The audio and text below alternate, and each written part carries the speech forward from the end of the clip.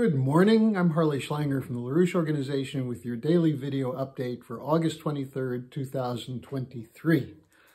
Well, the 15th conference of the BRICS nations is underway in South Africa, and there's excited enthusiasm. There are many countries that are there as observers, as would-be participants, as nations which wish to become members of the BRICS. There's also determined opposition coming from those who support the continuation of the existing unipolar system. So the question then is, how do you look at the BRICS situation as one in which you can play a role to make sure that we break from the policies of permanent war and global financial dictatorship, which are the policies of choice for the former colonial nations, that is, the nations of the so-called global north or the west. Now, there's an opportunity for us who live in the global north to intervene, to reverse the disastrous effects of neoliberalism and neocon warfare. And the opportunity exists to put an end to colonialism forever.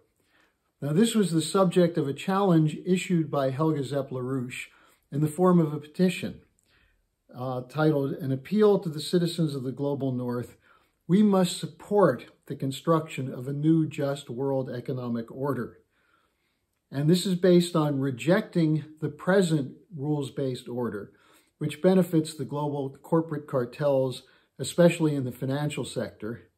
And secondly, to replace the permanent war policy designed to crush any opposition to the continuation of these colonial policies, and instead to replace it with a new strategic and development architecture. I want you to read her statement. I've attached it at the bottom of the description section of this update today.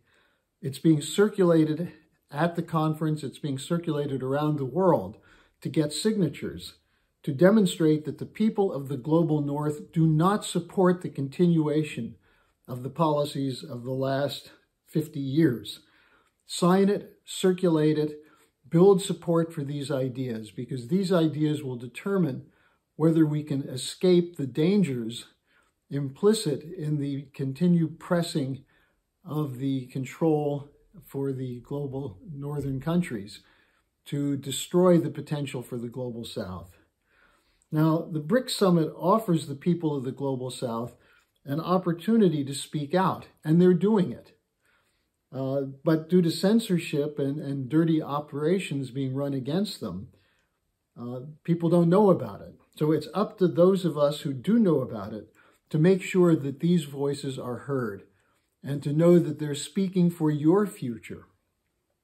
Now, the question that's posed then, is it possible to change the policies of the United States and the NATO countries? If you think these countries are represented by soulless, brain-dead creatures such as Biden, Sunak, Schultz, Macron, Trudeau, then the answer is no. But do they speak for you? Do these characters speak for your interests, for your needs, for your hopes for the future? No, they don't, obviously.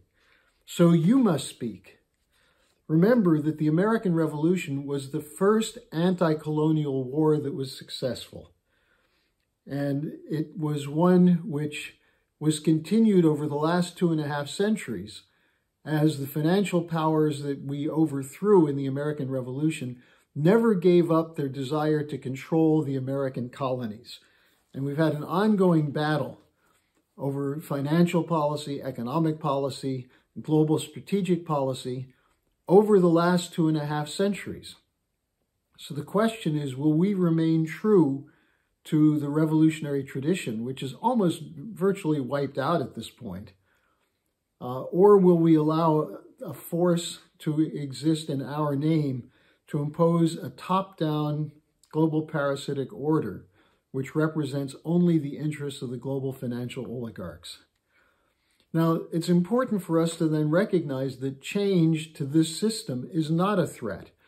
you're being told that it's against American interests, that it's the Chinese Communist Party that's trying to dominate the world, that Putin is a new Hitler who's trying to take over the world, that the developing sector countries are underdeveloped because their people are lazy, greedy, stupid, and so on. Well, if you believe that, then you have no future. But change is not a threat, especially if we're transforming it to a system of global cooperation based on real economic development, which acts for the benefit of all nations. So we're talking about something that is a break with this unipolar order. No to the green nonsense, the anti-growth policies that would be funded by your tax dollars to destroy the potential to have adequate electricity and energy for nations to develop. We're opposed to the speculative looting system that's been in place since the end of the Bretton Woods system in 1971. We're opposing the regime change wars that are used to topple governments which try to break out from under this system. Now, let me just give you a short report from the first day of the BRICS summit, because it points the way to this kind of global transformation, which has been in the works for a number of years, and which has been characterized, or I should say, which has been the life's work of American statesman and economist, the late Lyndon LaRouche. A lot of the discussion at the first day was about the new development bank. And what was presented by the president, Dilma Rousseff, the former president of Brazil, is that the NDB has this year made loans of between $8 and $10 billion, 30% of which were in local currencies. And what's being set up is a capability to have currency swaps to facilitate investment in economic development, in infrastructure, and in trade in local currencies outside of the control of dollar institutions such as the International Monetary Fund and the global central banks. Now, what Dilma said on this is that we're not talking about alternatives to the dollar, but alternatives to the unipolar system. That is, it's not necessarily an anti-dollar, anti-US system. It's just opposed to what the US is doing today, using the dollar as a weapon against development, instead of recognizing that it's in the interest of the United States that the dollar go into real productive enterprises, including those in energy, scientific development, technologies, which increase the productivity of the workforce of the whole world. Now, that's what was presented in the overall discussion of the new development bank. In his comments, President Putin talked about the need for such a development bank to allow for, first of all, the recovery of the BRICS nations themselves through advancing industrial modernization, development of transport and logistical chains, funding of technology transfers, all of which is based on cooperation. He described this as an irreversible process of de-dollarization. And the intent is what? To build up a Russian empire? Absolutely not. This is the line you get from the anti-Russian idiots who are committed to war to stop these kinds of developments. What Putin said is the goal is to fight poverty. And in this direction, he announced that Russia is preparing for a free delivery of between 25,000 and 50,000 tons of grain by Russia to each of 6 African countries to fight hunger. Now, this goes against the line that Putin canceled the grain deal because he's committed to starving nations. In fact, the whole process of the war in Ukraine is designed to protect the existing colonial system by destroying Russia, and it's not working. Now, other heads of state who were there and spoke included Lula of Brazil, Modi of India, and Ramaphosa. They all spoke of the need for development of manufacturing, of modern energy production, of infrastructure, and of a reform of the global financial system. The emphasis was on cooperation for mutual development, fighting poverty. You know, if you look at Africa, you have a continent which is rich with raw materials, but in which nearly half the population lacks access to clean water and electricity every single day. And yet Africa is a nation which produces oil, natural gas, uranium. Why does it not benefit from those technologies? And now they're being told by people like Macron that they must not use those technologies because that's bad for the environment. So that's why there's a revolt, a global revolt against this decrepit, collapsing financial system. Now, this as a whole means that the City of London is not happy. Their Ukraine counteroffensive has failed, or at least so far has failed.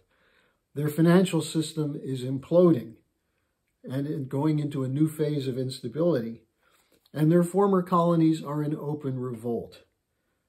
About this, what I can say is, good. We must make sure this rebellion succeeds, and that's on you, my listeners, my viewers, the friends of the LaRouche movement and the Schiller Institute. Join with us to make your voice heard on behalf of this fight to bring the global North out of its isolation and into cooperation with this new order that's coming into being. Thanks for joining me. I'll be back again tomorrow. Hello, thanks for watching. Be sure to like, subscribe, and hit the notification bell so you don't miss any of our videos. Support our independence to produce videos like these. Become a member of the LaRouche organization at thelarouche.org/member. By becoming a member for $25 or more, you'll get special access to the EIR Alert Daily Briefing and Weekly Magazine, which is what I read to stay on top of things.